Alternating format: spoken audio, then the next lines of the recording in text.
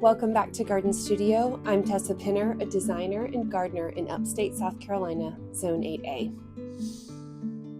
It's hard to believe, but it has actually been one whole year this month of making YouTube videos. And to celebrate, I thought it would be kind of fun to do a little bit of a year in review of the top things I've learned in the garden in this last year. Lesson number one is kind of a funny one, and honestly one I should have learned a long time ago, and that is to wear eye protection. So this past summer, when I was working at Chanticleer Garden in Pennsylvania, they had all of the staff gardeners wear protective eye gear at all times. And I'd actually never heard of that. I think of eye gear as for the guys who are doing the lawn mowing and the leaf blowing and that kind of thing with equipment. But it's actually a really practical idea, because if you're pruning, pulling things out, digging even, and dirt might get thrown up or something whips you in the face. And there have been quite a few times since then that I thought, if I had just actually implemented this lesson, I'd be saved whatever is happening to my face right now, because I'd be wearing eye protection. This is part lesson and part resolution for this coming year in the garden, is that I just bought a nice pair of protective glasses and I am resolved to wear them when I'm working from now on. Lesson number two. This also ties into my time at Chanticleer, and that is go visit other gardens. Every time I have prioritized visiting another garden, working in another garden, whether it was in England or in Pennsylvania, I have been so enriched by it. And I know working at a garden is not for everybody, but I highly recommend visiting as many wonderful gardens as you can, because there is always something to learn and take away from it. In a very digital world, we often just see the two-dimensional version of things, right? We're seeing a flat picture and we're not experiencing what it's like to actually be in a space, to walk under or around and have it environmentally affect us. And that's why visiting a place in person is going to give you a whole different perspective and set of information than just looking at photos. Lesson number three, plant for the view out the window. If you've been around for a while, you may have seen other videos that I've done about planting some specific trees. The two I'm thinking of specifically are a Japanese maple that we planted in the spring and a black gum tree that we planted in the fall.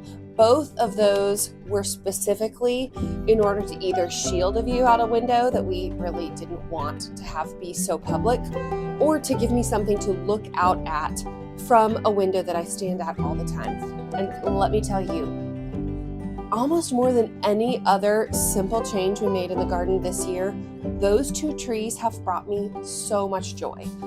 Because as much as I love being outside, I also have to spend a lot of time inside. I do a lot of cooking and I look out the window a lot. So never underestimate how much joy the garden can bring you, even when you're inside your house. So plant for the view out the window. Lesson number four, use what you have. This is one I think I will probably be learning forever, because being content with the conditions that we have, or the money that we have, or the amount of space that we have, whatever it is, can be really challenging, especially when we're seeing beautiful images all over the place of other people who have other stuff and different kind of gardens. This is a very general life truth, and I'm just applying it to the garden as one area that it works out. So whether it be, I'd really love to buy more planters, but these are the ones that I have, or I am going to have to wait on such and such a project until next year, or we'd really like to use this kind of stone in a project or a little expansion, but all we have is something that was left over in a pile, and we're going to use that and make the most of it, or we're going to get a plant from a friend. I definitely don't have this mastered, but it is something that I am trying to make peace with, contentment with what I have.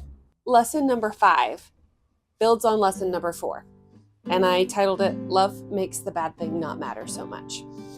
And one specific example of this for us is the fact that we live near a very busy road.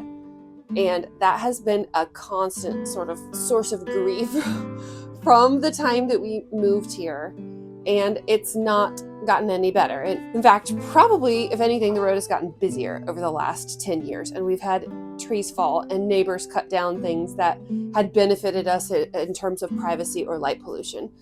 And I was thinking the other day as I looked out the window and I saw the lights of a gas station that actually is now visible in the winter because of some of those things that we've lost, and thought, it doesn't squeeze my heart in a bad way the way it used to. Yes, I wish it were different. Yes, we're planting more things for privacy, but the fact that we have invested so much love and effort in this place, I'm seeing those beautiful things more than I'm seeing the bad things. And I think that's true for anyone in any spot. There's always going to be the drawback. It's true with people and relationships too. The more we love a person, the more we can choose to focus on the things about them that are really wonderful. And not that the other things go away, but they aren't the first to capture our attention or make us really frustrated. Lesson number 6 is garden as a family whenever possible. It is undeniable that everything is slower when you involve children, but it's also so good for everybody to get involved.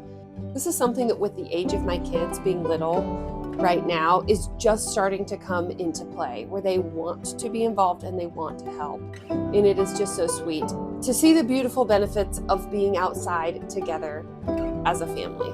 Lesson number 7, things always change. This came directly out of the hurricane last fall, where we did have some significant things change in our garden. And that's actually true for every garden.